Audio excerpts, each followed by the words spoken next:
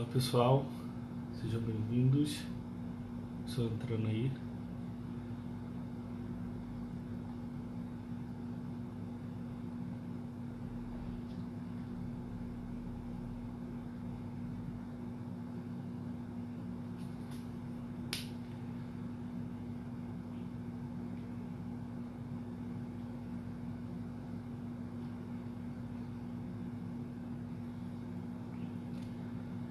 Lourdes, do Tutoria Homeschooling, tá aí.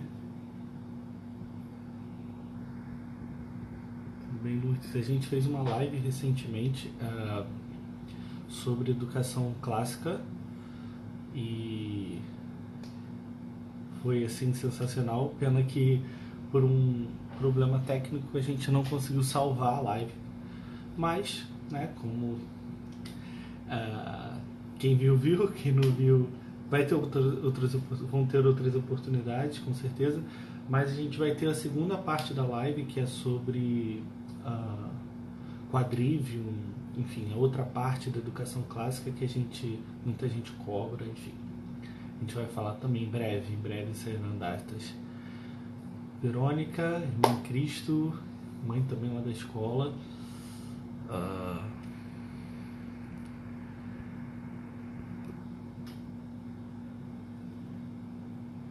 Marilene Barroco, o que houve, Marilene?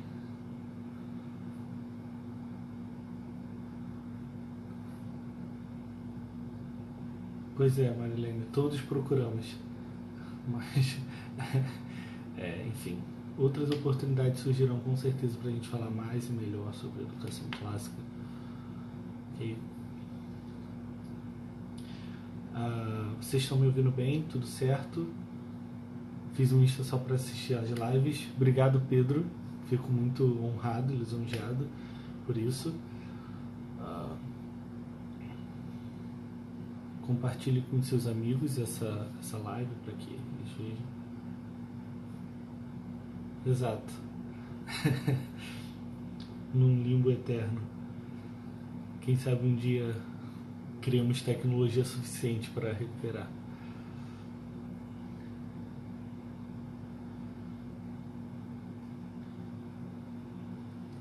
A Cláudia Mello, que também sempre assiste as minhas lives, ela sempre faz muitas anotações. Enfim, e ela estava aqui reclamando que ela ia rever para... Bom, o tema da nossa live hoje são sobre os 8 princípios pedagógicos que norteiam a educação, a educação clássica, né, cristã clássica. Não foram inventados por mim esses 8 princípios, são princípios que são aceitos por toda a comunidade clássica, né, de nós, classicistas. E eu já expliquei esse termo aqui numa live, volto a explicar. Não classicista no sentido artístico ou da literatura, mas classicista no sentido dos que recuperam os clássicos, né? Recupera a educação clássica. Então, nós classicistas costumamos concordar com esses 8 paradigmas, com esses 8 princípios da educação cristã clássica. Então eu vou tentar fazer um panorama bem rápido, né? A gente poderia fazer muitas lives sobre cada um dos 8, mas a ideia é que a gente tenha um panorama. A ideia das lives é essa, para que surjam perguntas e a gente vá movimentando isso aos poucos. Bom, o primeiro princípio pedagógico que norteia a educação cristã clássica se chama Festina Lent, que é a ideia de apressa-te devagar. Essa expressão Festina Lent, que aparece, enfim, em várias moedas, em várias arquiteturas, e também na fábula lá do La Fontaine, da lebre e da tartaruga, né? A gente sabe qual é a ideia, né? Que é uma lebre muito rápida, que acha que tem extrema vantagem sobre a tartaruga, e uma tartaruga constante que, mesmo devagar, pretende chegar onde quer, que é o final da corrida. A lebre se sente tão confiante na sua capacidade de correr que resolve dormir, enfim, e a tartaruga vence por ser constante. A ideia aqui de Festina Lente, apressa-te, porém devagar, né? A ideia desse princípio, né, dessa antítese, é uma ideia de unir urgência com diligência. Dá para entender isso? Ou seja, a ideia de que há uma urgência no ser humano de saber, de conhecer, e essa urgência ela é totalmente legítima porque o homem precisa se libertar. E aqui imaginem um cenário de Platão, de uma caverna onde o homem está preso e ele precisa se libertar, e dentro desse processo há uma urgência. Porém, depois que esse homem sai da caverna, esse processo não pode ser feito sem diligência, porque sem diligência o homem está fadado a querer voltar para a caverna. Conseguem entender aqui o paralelismo que eu fiz? Ou seja, é urgência, a urgência do saber, a necessidade do homem de sair da ignorância, e a gente vai falar um pouco disso, de se excitar com a educação. E aqui a palavra de excitar, de êxtase, né, é a palavra que vem do grego mesmo, de se levantar, se projetar adiante. Então a ideia de você se lançar, né, e ao mesmo tempo isso deve ser feito com cuidado e diligência, respeitando o tempo de cada um, né? Uma coisa sem pressa. E aqui eu queria fazer uma leitura para vocês que eu acho imprescindível. Eu acho que eu não posso falar sobre isso sem fazer essa leitura, que é uma crônica do João do Rio. Vai demorar 2 minutos, eu juro, mas prestem atenção com diligência nisso, o que ele fala aqui, tá? Vou botar aqui para eu poder ler para vocês. O título da crônica é A Pressa de Acabar. Evidentemente, nós sofremos agora em todo o mundo de uma dolorosa moléstia, a pressa de acabar. Os nossos avós nunca tinham pressa, ao contrário, adiar, aumentar, era para eles a suprema delícia. Como os relógios, nesses tempos remotos, não eram maravilhas de precisão, os homens mediam os dias com todo o cuidado da atenção. Sim, em tudo, essa estranha pressa de acabar se ostenta como a marca do século. Não há mais livros definitivos, quadros destinados a não morrer, ideias imortais. Trabalha-se muito mais, pensa-se muito mais, ama-se mesmo muito mais, apenas sem fazer a digestão e sem ter tempo de a fazer. Antigamente, as horas eram entidades que os homens conheciam imperfeitamente. Calcular a passagem das horas era tão complicado como calcular a passagem dos dias. Inventavam-se relógios de todos os moldes e formas. Hoje, nós somos escravos das horas, dessas senhoras inexoráveis que não cedem nunca e cortam o dia da gente numa triste migalharia de minutos e segundos. Cada hora é para nós distinta, pessoal, característica, porque cada hora representa para nós o acúmulo de várias coisas que nós temos pressa de acabar. O relógio era um objeto de luxo. Hoje até os mendigos usam marcador de horas, porque tem pressa de acabar. O homem mesmo será classificado, afirmo eu já com pressa, como homos cinematográficos. Nós somos uma delirante sucessão de fitas cinematográficas. Em meia hora de sessão, tem-se um espetáculo multiforme e assustador cujo título geral é Precisamos Acabar Depressa. O homem de agora é como a multidão, ativo e imediato. Não pensa, faz, não pergunta, obra, não reflete, julga. O homem cinematográfico resolveu a suprema insanidade, encher o tempo. Encher o tempo, atopetar o tempo, abarrotar o tempo, paralisar o tempo para chegar antes dele. Todos os dias em que ele não vê a beleza do sol ou do céu e a doçura das árvores porque não tem tempo, diariamente nesse número de horas registra e desafia, o pobre diabo sua, labuta, desespera com os olhos fitos nesse hipotético poste de chegada que é a miragem da ilusão. Uns acabam pensando que encheram o tempo, que o mataram de vez. Outros, desesperados, vão para o hospício ou para os cemitérios. A corrida continua. E o tempo também, o tempo insensível e incomensurável, o tempo infinito para o qual todo esforço é inútil, o tempo que não acaba nunca. É satanicamente doloroso. Mas o que fazer? Ou seja, é João do Rio, isso já nos bastaria, mas João do Rio aqui ele é preciso e cirúrgico nas suas falas, porque no seu texto, porque ele está mostrando o quanto hoje nós somos necessitados de concluir as coisas, do tempo de acabar as coisas, né? Eu tenho tempo para educar o meu filho, eu tenho tempo para aprender esse conteúdo, eu tenho tempo para correr atrás do meu prejuízo. Isso em educação não faz sentido. A educação ela não é sobre acabar, né? Apesar da gente ter 7 artes liberais, o processo nunca foi de quanto tempo eu consigo terminar as 7 artes. Não era um cálculo como faculdade que a gente fica, quanto eu posso economizar de tempo fazendo tantas matérias em tantos semestres. Não é isso. A educação nunca foi sobre isso. E quando ela se torna sobre isso, ela se integra justamente com o mal do século, que é o tempo da pressa de acabar. Então o nosso tempo na educação não é sobre acabar aquilo, não é sobre acabar conteúdo, até porque a educação clássica parte do princípio de que nós não estamos acabando algo, mas nós estamos dando início com ferramentas para que você aprenda qualquer outra coisa, né? Eu sempre falo, a educação não é sobre você ensinar matemática, é ensinar a aprender matemática, porque se eu ensino a aprender, eu ensino a aprender qualquer coisa dentro da matemática, desde somar e subtrair, até derivada integral ou qualquer outro assunto de cálculo mais bizarro que possa parecer.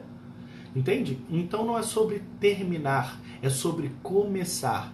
É a ideia aqui, como João do Rio fala, sobre os nossos avós. Adiar, aumentar, era para eles uma suprema delícia.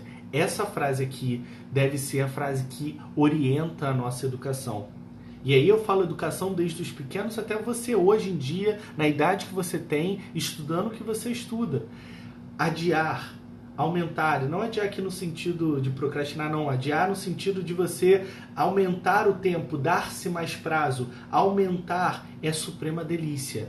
Você só vai ter prazer naquilo que você aprende a partir do momento em que você se permite aquilo a permear sua vida por diversos momentos e espaços de tempo, ok? Então, o Festina Lente, ele é exatamente esse processo, né? Cada estudante tem que aprender de maneira personalizada, ele aprende de maneira personalizada. Isso deve ser feito com cuidado e atenção. Então para de querer ler 27 páginas no dia, eu tenho que terminar tanto para eu conseguir concluir a minha lista de livros para eu começar. Não, isso não é ser um erudito. O erudito é aquele que se permite ler talvez um parágrafo e passar uma semana inteira desfrutando daquilo que ele aprendeu, meditando, contemplando, né? A ideia mesmo de wondering, de você se maravilhar diante do que aquela frase abriu para você na sua cabeça. Então não tem nada a ver sobre tempo, sobre quantos livros você leu. Erudição não é quantos livros você lê no ano, mas o quanto você consegue construir daquilo que você digere dentro das suas leituras, tá bom? Bom, esse é o primeiro ponto. E o segundo ponto é o que a gente chama de multum non multa, ok? Multum non multa, ou seja, em tradução, né, em inglês seria o jogo de palavras ali, do much, many, mas aqui no português seria qualidade e não quantidade, tá? E isso aí é o problema do currículo brasileiro. Nós somos um currículo extremamente conteudista, né? Nós temos muita coisa para aprender. Nós aprendemos muita coisa de história, muita coisa de geografia, muita coisa de física, muita coisa de todas as disciplinas. E muitas das vezes a gente fica diante de uma coisa tão extensa, tão quantitativa, e a qualidade vai para o espaço, né? Muitas das vezes a gente acha que não, eu preciso aprender de tudo. E não é que eu estou defendendo aqui que a gente precisa reduzir as matérias, nada disso. O que eu estou defendendo aqui é que mais importante do que a quantidade é a qualidade. E às vezes eu vejo quantos pais ficam desesperados porque eu vi que o filho do meu colega está aprendendo a ler já com 4 anos e o meu filho não sabe nem escrever o nome. Ok, isso pode ter uma série de questões envolvidas, mas mais do que isso, porque o importante é que o que ele aprendeu agora seja com qualidade. E está intimamente ligado com apressa-te devagar.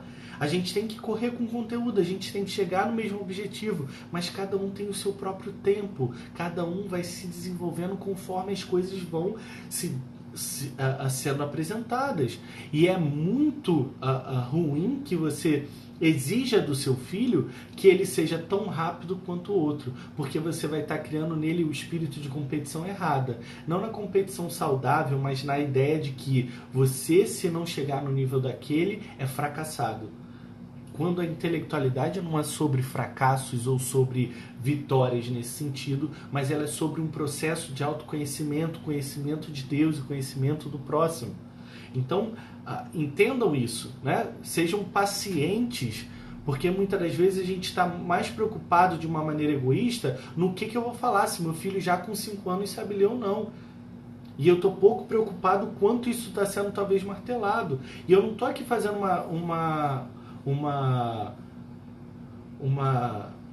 um discurso fajuto, meia boca, de falar, não, pode ser que seu filho só aprenda a ler com 27 anos de idade. Não é isso. Eu estou falando que existem metas e, como eu disse para vocês, a nossa sala de aula, ela tem que ser centrada não no aluno, ela tem que ser centrada no conhecimento. Nós temos um objetivo e esse objetivo nós vamos alcançar. Só que precisamos entender que a chegada a esse objetivo é diferente de cada um. E por isso o professor precisa ser um mestre que guia o seu aluno. Então é isso que você precisa entender. E mais do que isso, o importante não é o seu filho dominar a matemática, o seu filho ser um bom ser humano com o conhecimento de matemática que ele tem. Já disse para vocês, C.S. Lewis disse isso. A educação cristã clássica é a transferência de humanidade de um homem para outro. Preocupe-se se seu filho está aprendendo a ser um bom cidadão. Mais do que um bom cidadão, um bom ser humano. E esse padrão está na palavra de Deus, ok? Bom, multa ou não multa já está aqui pronto, né? Se alguém tiver alguma dúvida, vai botando que aí depois a gente tenta tirar essa dúvida.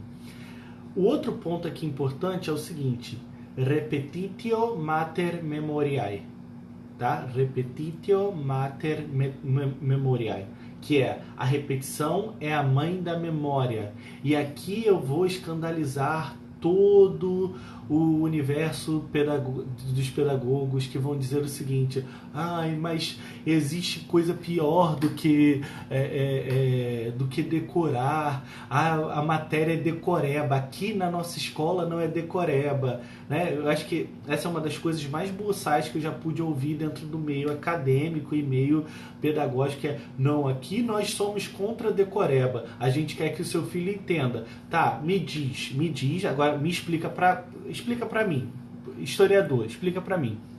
Como eu entendi que a Revolução Francesa foi em 1789? Como se entende isso? Não se entende, se decora. Você sabe que é em 1789. Você sabe que a Revolução Francesa aconteceu. Eu posso entender os processos que levaram a acontecer, mas saber que uma coisa é naquela coisa só gravando, só decorando. Como é que eu sei o significado de uma palavra? Porque segundo esse princípio, então todas as escolas ensinam grego, latim, ensinam línguas de influência saxônica, porque aí ele faz todo o processo, né? Então estudos de língua astronômico, bizarro, para dizer assim, não, agora o seu filho entende porque essa é a tradução. Não, ele não entende, ele decorou. Entendeu? Porque decorar não é o problema. A palavra, e justamente por eles não estudarem latim, é que eles não sabem. Porque decorar é o processo de você colocar no coração. É o processo de você internalizar algo e aquilo fazer parte essencial de você. Então decorar não é um problema, porque você tem que decorar certas coisas. Como é que você sabe qual é a capital? Não, eu entendi que São Paulo é a capital de São Paulo. Eu entendi. Não, você não entendeu, você gravou, tá? Você memorizou, entendeu? Então não tem problema em memorizar. Tá? Não tem problema em você botar o seu filho para aprender tabuada e gravar a tabuada de 1 a 10. Não tem problema você chegar para o seu filho e fazer ele gravar o nome de todos os estados brasileiros e as suas respectivas capitais. Não tem problema, tá? Não tem problema você ensinar sobre coisas e fazer com que o seu filho colocar aquilo na mente e no coração dele. Você consegue compreender isso? Eu tenho pais que chegaram para mim e falaram assim: nossa, você pede tabuada na sua escola? É tão demodê? Não é demodê. É por isso que hoje nós temos uma ineficiência na matemática enorme dentro do nosso país. Por quê? Porque eles não sabem fazer conta. Quantos dos meus alunos que chegam até o ensino médio e não conseguem fazer uma conta com vírgula? Sabe por quê? Porque lá atrás alguém disse para eles que não precisa decorar nada, não precisa memorizar a matemática. E quantas vezes a gente tem que voltar aos básicos da matemática para dizer para eles: vocês têm que decorar isso, vocês têm que entender isso com o coração, põe isso dentro do coração de vocês. Essa é a regra. Regras são feitas para serem decoradas, entendeu? Então não é problema decorar, não é problema de maneira nenhuma, tá? Existe lá no nosso site, esses 8 pontos estão lá no nosso site www.phronesis.com.br, FRONESS.com.br, e lá tem um artigo para quem vai além do The Books on the Table, que tá lá, que é o quanto as pessoas esquecem, né? Mostrando o mal que esquecer, né? O mal de não memorizar tem feito intelectualmente a nossa sociedade e tem desenvolvido uma série de problemas mentais mesmo nas pessoas, tá? Então, entendam isso. Isso é importante. Você precisa botar no seu coração. Tá lá, Salmo 119. Se você tem preguiça de ler, leia pelo menos o verso 9. Como pode o jovem guardar puro o seu coração? Ele vai internalizar o que? Ele vai guardar, esconder no seu coração a palavra de Deus para não pecar contra ti. Guardei tua palavra no meu coração para não pecar contra ti. Eu decorei sua palavra. Porque a ideia de você meditar de dia e de noite na palavra não é você estar lendo ela o tempo todo. É você ter ela no seu coração guardada como se você pudesse acessá-la numa biblioteca automática o tempo todo. Essa é a ideia de decorar. Entendeu? Decorar. Não tenho medo da decoreba, tá? Porque o meu filho está decorando os anos. Graças a Deus, pelo menos ele não vai ser um analfabeto que não sabe nem os estados do país onde ele mora, né? Isso é bom, entendeu? Bom, próximo tópico é o aprendizado holístico. O que significa aprendizado holístico? A palavra holística significa todo, completo, né? Dos pés à cabeça. Ou seja, então o aprendizado holístico é aquele que vai contemplar o ser na sua totalidade, né? Mente, coração, né? Razão, sentimentos e volição, tá? Aqui é uma característica antiga, né? De entender que aqui no core, né? As vontades estão aqui no estômago, tá? Um aluno meu botou aqui pistolou. Enfim, é a ideia de você entender que todo ser humano precisa ser contemplado no processo da educação. E quando eu falo todo, é razão, sentimentos, volições, ou seja, vontades, e mais do que isso, os sentidos. Dentro do processo está o sentido. Então é o tato, é o cheiro, é o paladar, é a visão, é a audição. Isso tudo precisa estar dentro desse processo. Como, João? Não só nas experiências na sala de aula, mas como no ambiente em si, né? Então, isso é importante, que a educação contemple o ser de maneira completa. Seu filho não é um cérebro jogado em cima de uma cadeira onde alguém está botando conteúdo. Não, ele é um ser completo, ele é um ser que possui alma, ele possui ânimos, ele possui também um intelecto. E esse intelecto precisa ser educado tal qual a sua alma e as suas vontades, né? A partir de princípios morais e éticos básicos. Ok? Então isso é importante. Então a gente tem que desenvolver um ambiente onde todo o ser humano precisa ser educado, tudo, em tudo e todos, né? Aquela ideia meio, aquela ideia que a gente pode roubar lá do Pacto de Lausanne, da década de 70, que é o homem todo, né? O evangelho todo para o homem todo, na ideia de que todo homem precisa ser alcançado pelo evangelho e precisa também ser alcançado pela educação cristã clássica, beleza? Eu tenho aqui um aluno que acabou de botar seu jeito simples e divertido, né? É isso aí, era toda terça-feira, né, Paulo? Era nosso dia a dia.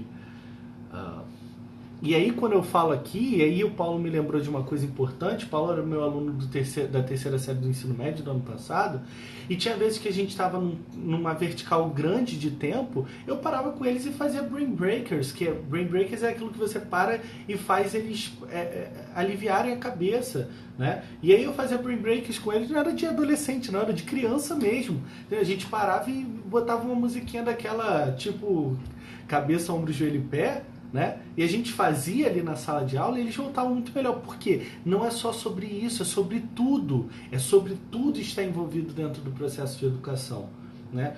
E a gente precisa botar isso dentro dos nossos planos de aula. Nosso plano de aula não é sobre conteúdos, mais uma vez, sobre transmissão de humanidade, né? Estão rindo, né? Não me perguntem se eu fazia isso também. Bom, o próximo tópico, né, é sobre questionamento e curiosidade, tá? Aqui eu vou partir de um conceito, efetivamente, né, do Joseph Pieper, que é um filósofo alemão que você tem que ler, né?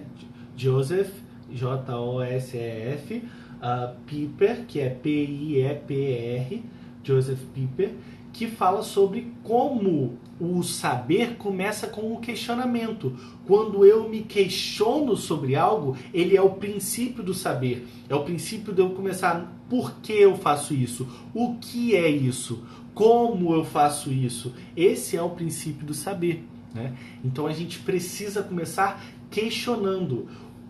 Só temos o avanço intelectual na medida em que se questiona. Existe uma propaganda do canal Futura que era muito interessante. Falava assim, não são as respostas que movem o mundo, mas as perguntas, né? São justamente as perguntas que movem a ciência, que movem o conhecer, o saber. Não são as respostas que são dadas. As respostas que são dadas nos estagnam. Para a gente continuar, para mover, a gente precisa de outras perguntas, né? São as perguntas. O que deforma o tempo, o espaço-tempo? O que faz isso? Como se faz aquilo? Então a gente precisa entender isso. E mais do que isso, a gente precisa entender que isso parte de uma curiosidade natural do ser humano. Quem tem criança pequena em casa sabe. Ele vai procurar saber o que é a tomada, o que é o fogão, ele quer saber sobre essas coisas. E essa curiosidade, ela é importantíssima, né? Juntamente com o maravilhamento, de você se maravilhar diante disso. Já vou falar desse aspecto. Mas a ideia mesmo disso, de você desenvolver, né, numa efetividade de conhecer. E aqui eu falo o seguinte no site, que isso é importante. A busca pelo saber também deve envolver afeição pela verdade, pelo bom e pelo belo, além de amar o que é amável. Ou seja, a educação, a busca pelo saber, ela não é somente uma coisa com fim em si mesma, mas ela é essencialmente a afeição pelo que é verdade, pelo que é bom e pelo que é belo, tá? E aprender a amar o que é amável. Ou seja, a educação em si, então a busca pelo saber não é mais só um processo intelectual, mas é um processo amoroso, é um ato de amor, tá? Educar-se e educar é um ato de amor. Ok? E aqui eu quero ler para vocês no livro A Vida Intelectual do padre Sertilanges. Leiam, da Realizações, está em português.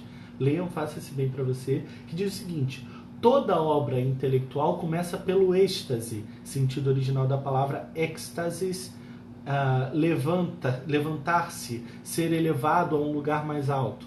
Só depois se exerce o talento arranjador, a técnica dos encadeamentos, das relações e da construção.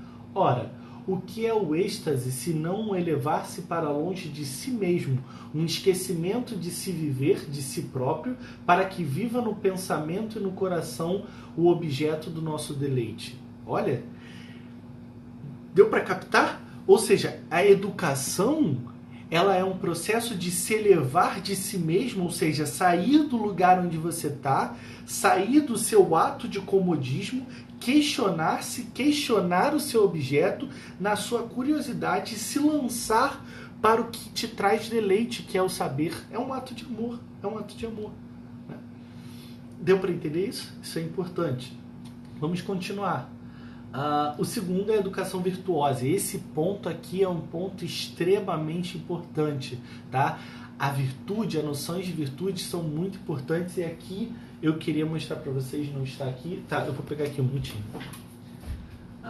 Leiam esse livro, tá?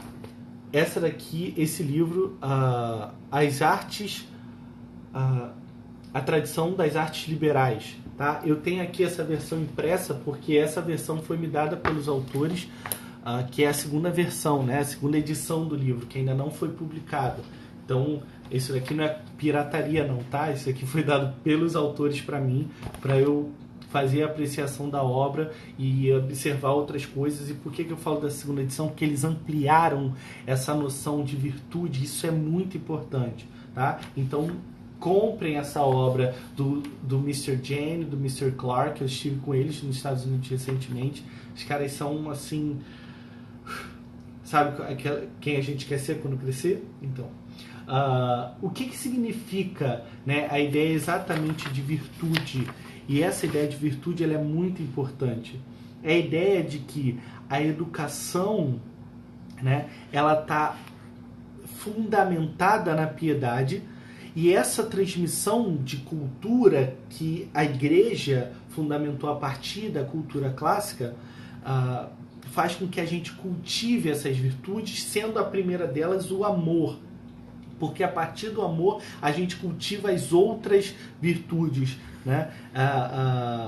É a ideia que está em Colossenses 3,14, depois vocês podem botar lá para ler. E a ideia também de que quando você começa pelo amor, você entende exatamente aquela ideia de provérbio de que o princípio da sabedoria, né, é o temor do Senhor. E esse temor aqui não é um medo em si, mas é a ideia de você amar e se reverenciar a Deus, né? Então, essas questões vai fazer efetivamente a paideia, né, esse livro está até aqui, a paideia grega, efetivamente se tornar uma paideia de Deus, que é a ideia lá de Efésios 6, que fala: pais, instrui seus filhos na paideia, no conhecimento, né, e na lei do Senhor, ou seja, no temor e no conhecimento, tá?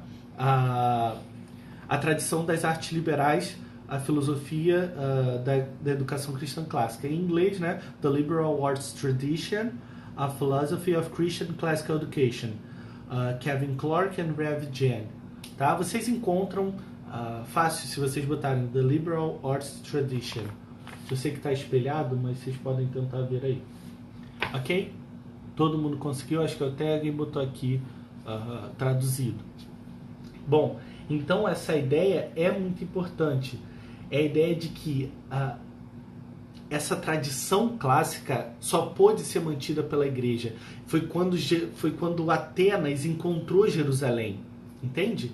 Isso só se tornou possível nesse momento, quando as coisas se encontraram, e aí a partir disso uma cosmovisão cristã permeia essa cultura, tá? Existe um estudo que já comprovou que colégios cristãos confessionais geram impactos na vida de estudantes muito maior do que colégios não confessionais, tá? E ele fala exatamente de que esse impacto ele é interessante, né? Porque foi feito com jovens, né? Jovens adultos de 24 a 31 anos, que esses que estudaram em colégios confessionais eram mais engajados politicamente, socialmente, tinham maior projeção de carreira, porque entendiam o seu próximo, o amor ao próximo, a ideia de comunidade, a ideia de pertencimento, a ideia de que Deus é o soberano sobre todas as coisas.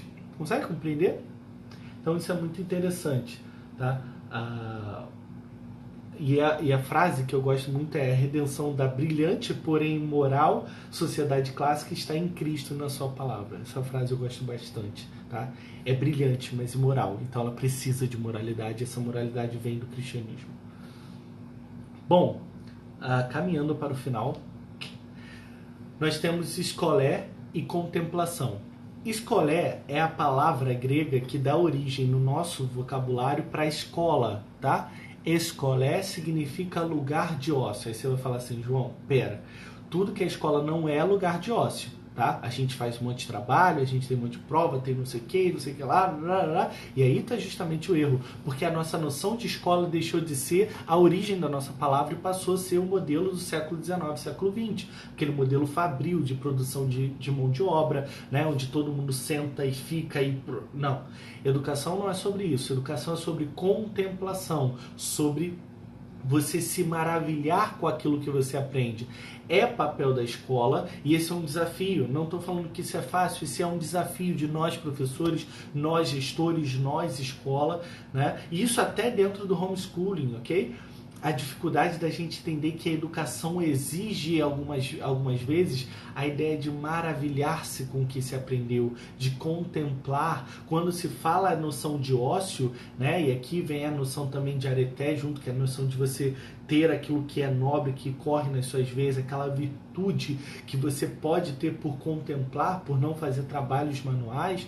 Essa ideia aqui de escolher é muito importante, porque é no ócio que se produz, né? Aquele ócio criativo, que muitas das vezes hoje é visto no lado totalmente negativo. Ah, o cara vive no ócio, né? Vive fazendo nada. Mas a ideia não é ócio no sentido pejorativo que a gente tem hoje, mas é do ócio como a produção constante do saber, de você refletir sobre questões que lhe são postas, né? Se a gente for pensar lá em Aristóteles, por exemplo, quando, né, na escola peripatética, que eles andavam de um lado para o outro para poder, nessas andanças, falar sobre isso.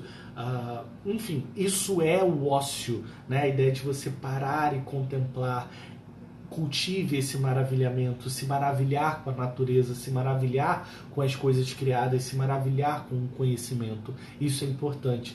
Arranque sorrisos do rosto do seu aluno quando estiver ensinando para ele. Ele precisa se maravilhar. Toda vez que um aluno, quando eu falo alguma coisa, ele faz um riso do tipo, eu alcancei isso, isso é importante para mim, isso faz sentido para mim agora, ou aquela coisa de instalou, isso é você conseguir começar o processo de contemplação. E talvez você para aí, dá um tempo, depois você volta, deixa o aluno digerir aquilo, né? Ter o tempo dele, vamos voltar lá início, entendeu? Ter tempo para fazer aquilo acontecer, isso é importante, tá? Isso é importante. E por último, né, docendo discimus, que é a ideia de que ensinando nós aprendemos, tá? É a ideia de que você aprende mais quando você ensina aquilo, quando você tem conhecimento suficiente para passar aquilo adiante, tá? Isso daí a gente conseguiu provar pela neurociência muitos anos depois, por um psiquiatra chamado William Glasser, que tem até uma pirâmide de Glasser, que é a ideia de que quanto mais você envolve o aluno no processo de ensino, mais ele aprende, tá? E lá na pirâmide, na parte onde tem 90% de aquisição do conhecimento, está lá, quando ele dá aula sobre aquilo que ele aprende. Meus alunos sempre dão aula, tá? Meus alunos sempre ensinam, meus alunos sempre passam conhecimento, seja apresentando um capítulo, seja dando aula sobre um tema que eu dou para eles ministrarem para o resto da turma inteira, não importa, meus alunos sempre ensinam. Tá? Então incentivem isso. Ele tem que se tornar alguém que domina o seu conhecimento a ponto de poder transmitir a outros. Tá?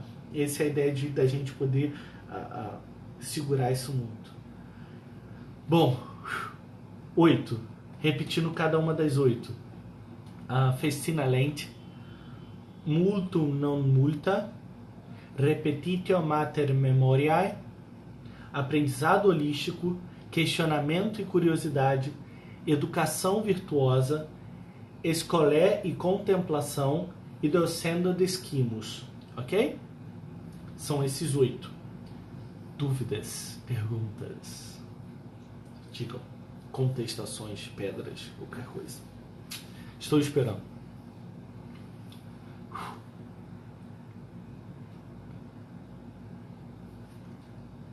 Deixa eu ver se tem alguma pergunta aqui para cima.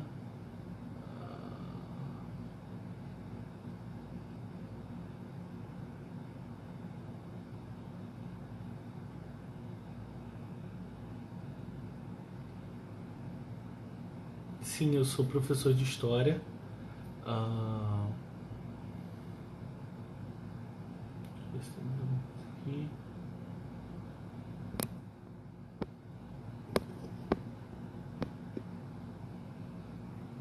toda semana, sim, toda semana nós temos live aqui. Eu tento manter uma regularidade. O último votação que teve foi para sexta, que tivesse as lives sextas, então a gente pretende manter sexta esse horário. É claro que pode haver mudanças, pode haver dias que eu vou precisar remarcar, mas eu sempre tento avisar quando vai ser, como vai ser. Como conciliar essa metodologia com a necessidade de uma vida profissional, acadêmica e competitiva? Né? Isso talvez seja o maior questionamento que se põe. Né? As pessoas ficam, mas e os resultados? Né?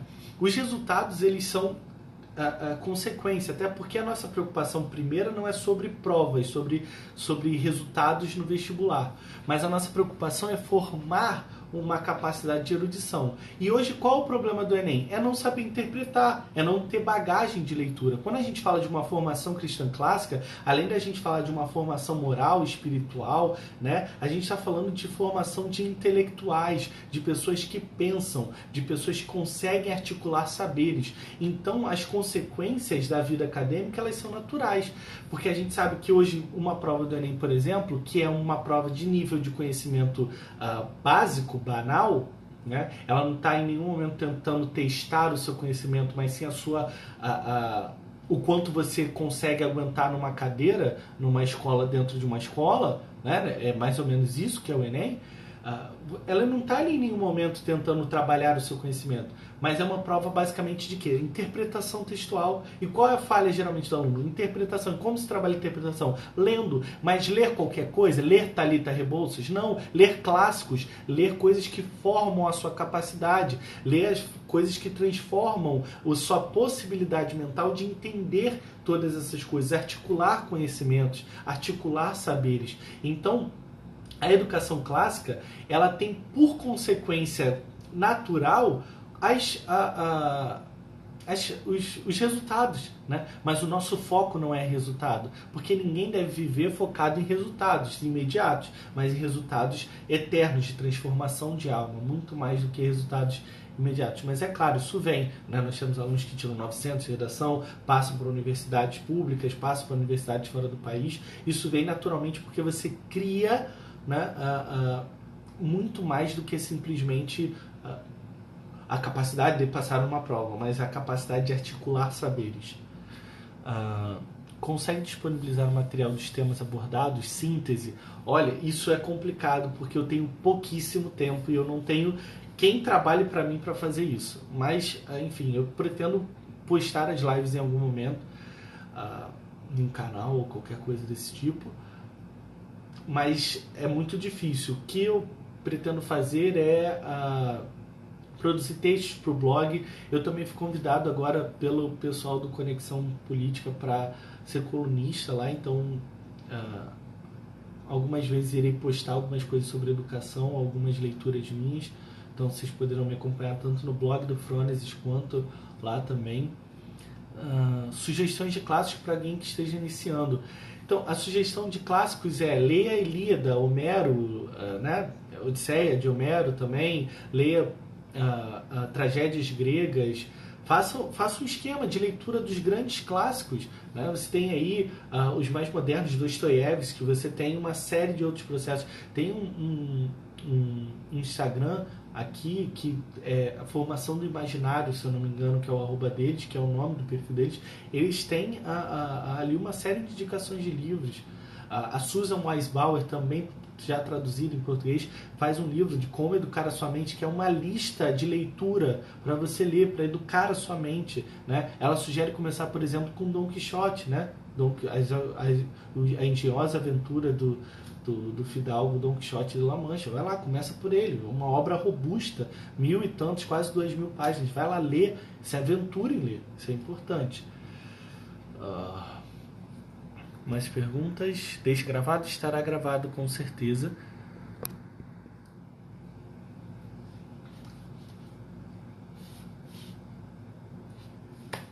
Vamos lá.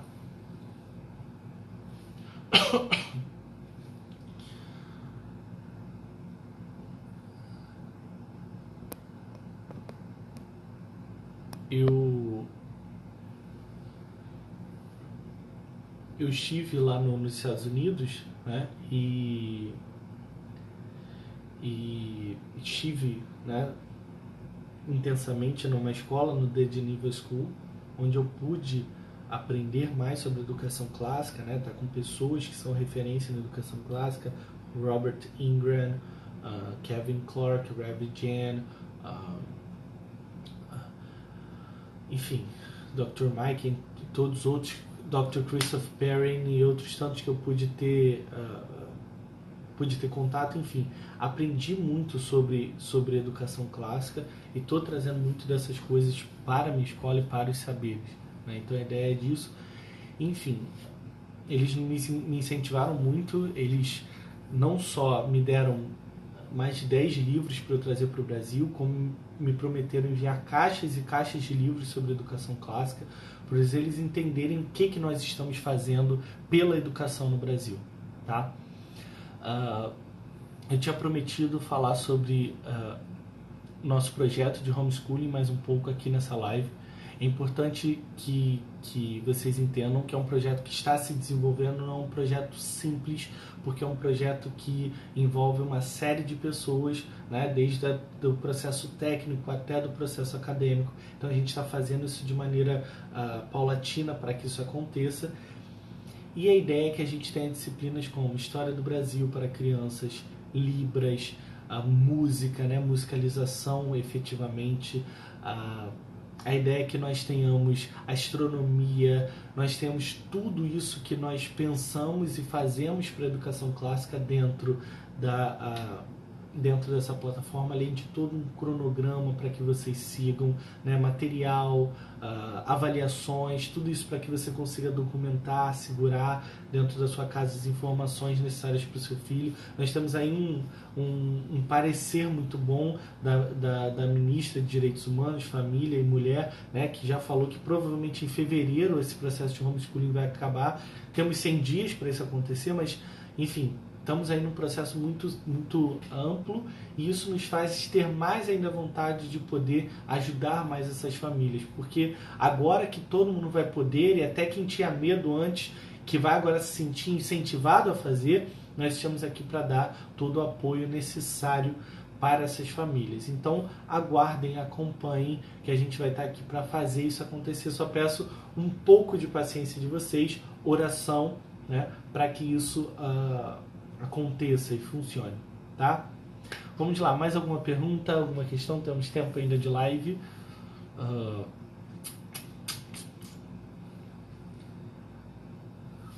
Isso aqui às vezes demora para chegar aqui para mim.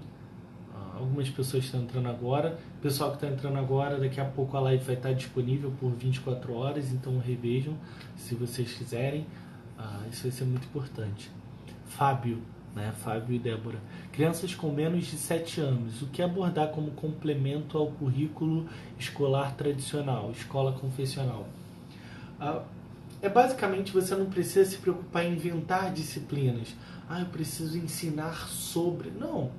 Ensina o que você está ensinando partindo de um princípio cristão, de uma visão de mundo cristão, e além disso, partindo de uma noção filosófica, antropológica clássica, né? E você consegue encontrar isso, por exemplo, numa tabela que o doutor, que na verdade o colégio, que o Logos School fez, do livro do Dr. Doug Wilson, que é Recuperando as Ferramentas Perdidas da Aprendizagem.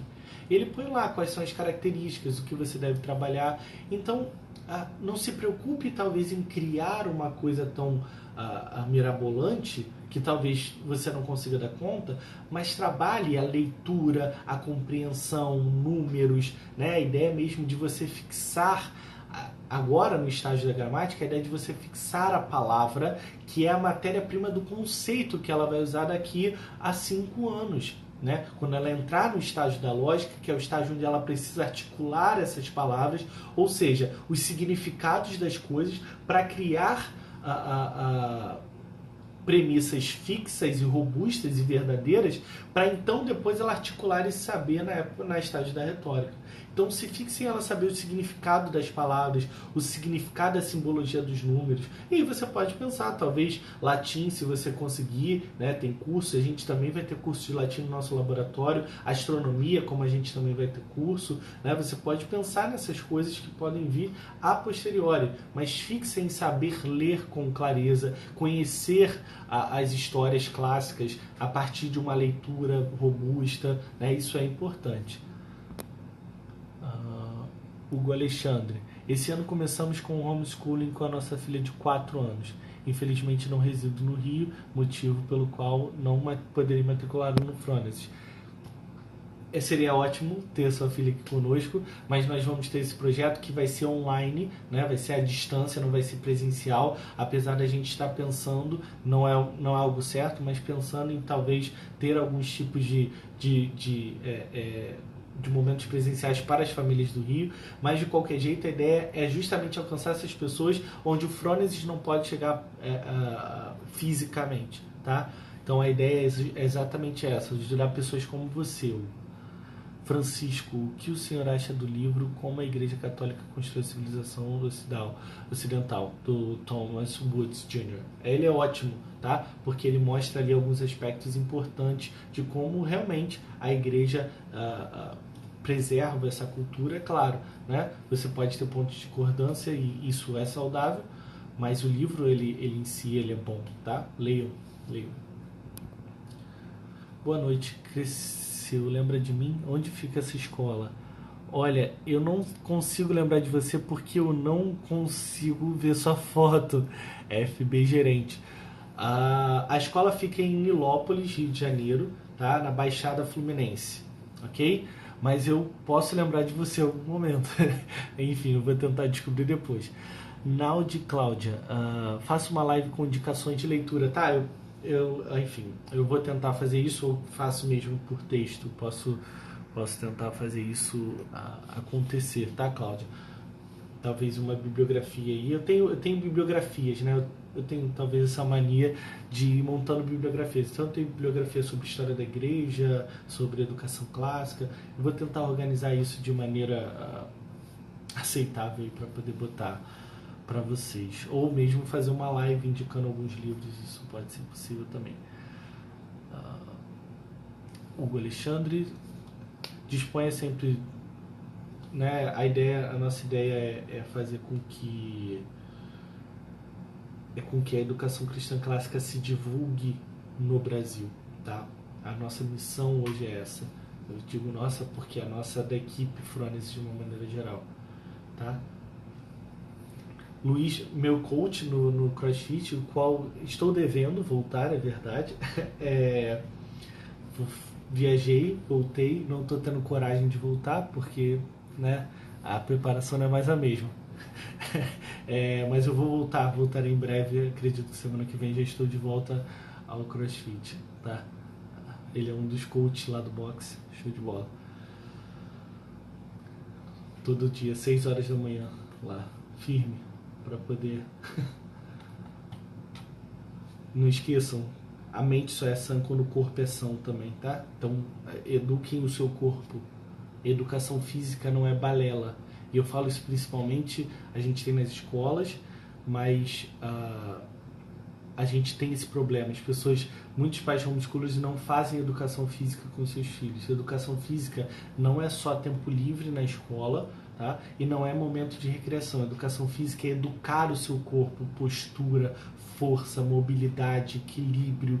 Isso tudo precisa estar dentro da educação. O seu corpo é parte da educação, tá? Então, aquela ideia de corpo são, mente sã, não é bobeira não, isso é fato. Você precisa ter o seu corpo fortalecido para que a sua mente exerça o papel necessário. Então, educação física não é bobagem, não é perda de tempo. Eduque o seu filho. Muitas pessoas têm problemas no futuro porque elas não fizeram um exercício de mobilidade, de pisar certo, né? Que depois isso acarreta uma série de problemas, até mesmo para o processo de aprendizagem de alguém, porque isso tudo influencia a sua postura, Então, não negligenciem a educação física.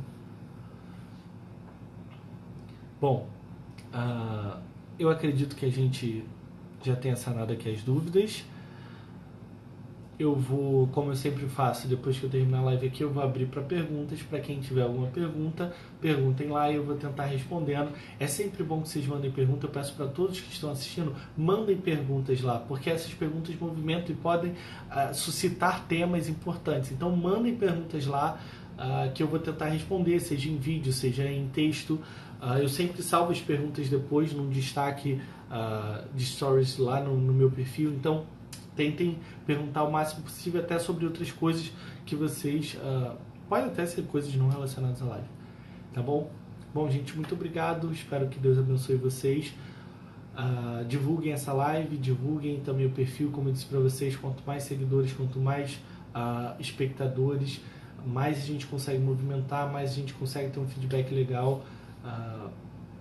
E mais essa comunidade cresce, mais temas vão se tornando.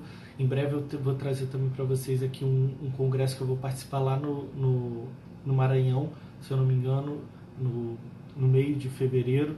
Vou trazer para vocês aqui mais informações, onde eu vou palestrar lá sobre educação clássica. E essas coisas vão surgindo e mais materiais vão surgindo até que efetivamente a gente tenha, sei lá, lives, vídeos, cursos, livros e outras tantas coisas que podem surgir graças a isso aqui. Tá bom? Então movimentem, divulguem, faça crescer esse movimento, acredite na educação cristã clássica. Ela não é sobre João, ela não é sobre Frônides, ela é sobre Deus, e por isso a gente precisa da sua ajuda, precisa da sua oração, mas também a gente precisa da sua oferta, seja de trabalho, seja monetária, no que for, no que você puder ajudar esse processo crescer, faça crescer, tá bom? Muito obrigado, eu encerro por aqui, Deus abençoe, tchau.